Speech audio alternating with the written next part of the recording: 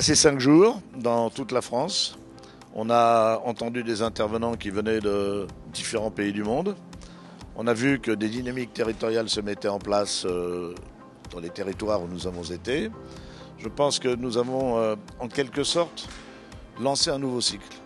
Autrement dit, ce 10e anniversaire, c'était un aboutissement, l'aboutissement de tout ce que nous avons fait depuis 10 ans. Et il s'est passé beaucoup de choses depuis 10 ans. Et on voit bien aujourd'hui que nous avons pris une nouvelle dimension et que nous allons au-devant de nouveaux objectifs.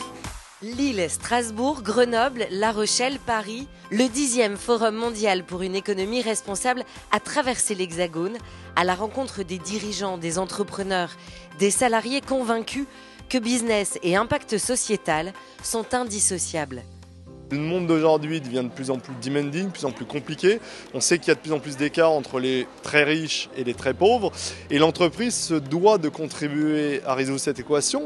Et par ailleurs, il y a un autre phénomène, c'est que les gens, les employés, que ce soit les nouvelles générations ou les anciennes, ont besoin d'avoir un sens. On a besoin de leur donner du sens. Et je pense que tout ça impacte les entreprises sur quelle est leur mission fondamentale. Les entreprises ont donc un rôle essentiel à jouer dans un monde plus adepte du court terme que du grand saut dans l'inconnu.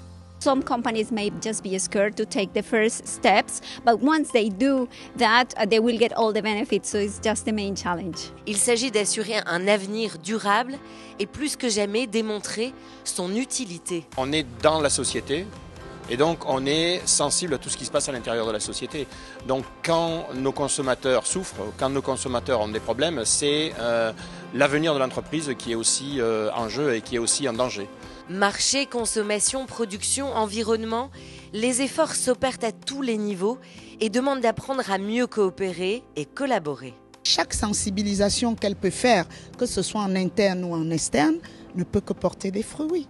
Alors intégrer au cœur du business l'esprit collaboratif dans ce qu'il a de meilleur, c'est tout simplement développer son capital humain. Ce dont je suis convaincu, c'est que l'humain, les femmes, les hommes seront toujours au cœur de l'entreprise. Ça, pour moi, c'est clair, c'est net, quels que soient les métiers. Les métiers se réinventent, tout comme de nouvelles formes d'économie circulaire ou collaborative et bien sûr, le social business, mode d'emploi. Don't try to do the big thing all at once. You go the smallest possible thing. It's almost a bite size. You take it as a bite size, and if you're successful, take the next, and the world will change. That's the power you have to change the world. Le changement, vecteur de développement économique et social pour tout un nouvel écosystème, des fournisseurs aux distributeurs, sans oublier les territoires. Je crois que la transition énergétique, on sait qu'elle est créatrice d'emplois, il faut la gérer aussi avec le développement humain en ligne de mire et pas simplement la lutte contre le changement climatique. Et c'est sur sa terre natale des Hauts-de-France que le World Forum a engagé il y a 4 ans la 3e révolution industrielle, rebaptisée REV 3. REV 3, c'est une impulsion, une dynamique. Mais bien sûr, l'action, c'est les acteurs de terrain qui le feront.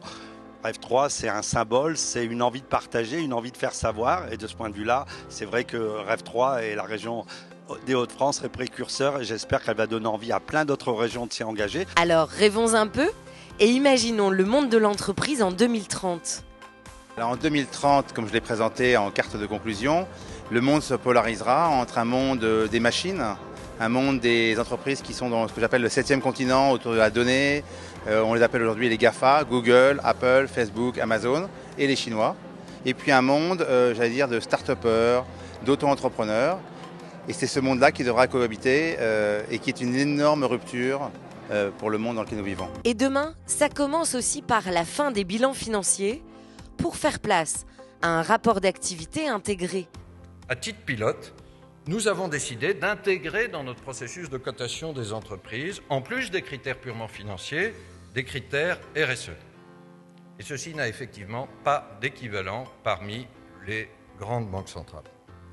Cette initiative constitue un pas extraordinaire dans ce nouveau cycle d'engagement où vivre l'économie autrement pourrait pourquoi pas imposer toutes les parties prenantes réunies à la table du conseil d'administration. Elles ne seront pas 25 autour de la table, mais 3, 4 ou 5 parties prenantes, ce n'est pas inenvisageable de trouver le meilleur dénominateur commun le plus grand de ces dénominateurs communs, en veillant à ce que les intérêts des uns et des autres soient bien servis en proportion des engagements. Voilà ce que je pense être une voie pour que l'entreprise retrouve le soutien de la population et puisse être qualifiée d'objet d'intérêt général et pas seulement l'objet d'intérêt de quelques-uns.